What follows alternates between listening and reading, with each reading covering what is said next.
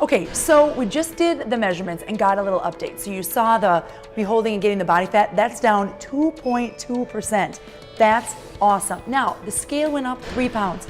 Crabby. So if that's the only way that you're measuring yourself is just on a scale, you're maybe not gonna be thrilled with the results. You've gotta know how do your clothes fit, how do things feel. So the rest of them were like, he saw him do all the measurements. So I'm down 1.5 inches in about a little less than 2 weeks.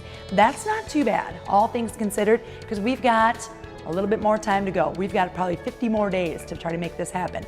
So that's why I'm telling you, when you come to the gym, let them measure you, let them get your body fat, let them get your waist measurements so that you have a starting point.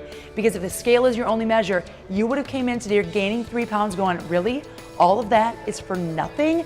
That's a joke. So please make sure that you're doing that. Now, I was thinking that I was doing really good. Now, I fell off the wagon a couple times. I had a piece of pizza, silly little staff meeting, and I'm like, dang it. I'm like, you're gonna eat stuff and it's gonna be okay. All that does mean is that you have to go to the gym. You eat pizza, you gotta go to the gym. That's just how it works. It's like your treat.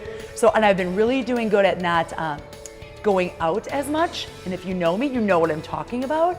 So we're doing really good at that. Now, I'm not saying it's completely cut out. It is not a completely dry January, for lack of a better term, but we're doing so much better because you've got a goal and you got people motivating you. So if you're looking to make some results and make it happen, you gotta make some changes. You can't just do the same old thing and expect things differently to happen. So we're making some changes and we're doing it. And I am getting to the gym 4 or 5 times a week. Before this, I was coming 2 just with Dan. So this progress. First 2 weeks, I'm very happy with where we're at, but we gotta keep going. At least you get some results right away. But again, the scale, it's not telling you anything. I would not have made progress, so get yourself measured. So we just did Nikki's measurements, 2 weeks, and she has some good things. The scale went up a few pounds, okay, which is gonna happen. That's why we do the other measurements. Body fat wise, she went down 2.2%, which is awesome. We want to make sure we maintain about a percent of body fat loss each week or every other week.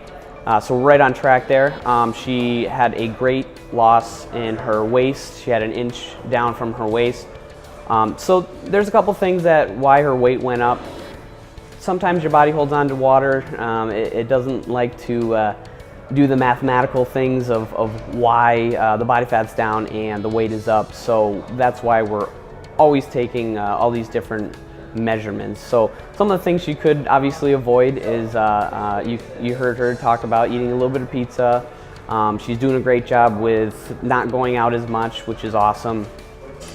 She needs to just make sure that she's eating 4 or 5 times a day, healthy calories of course, and she's hydrating with water. About 64 ounces of water each day is going to be key. Uptaking good protein sources, lean meats.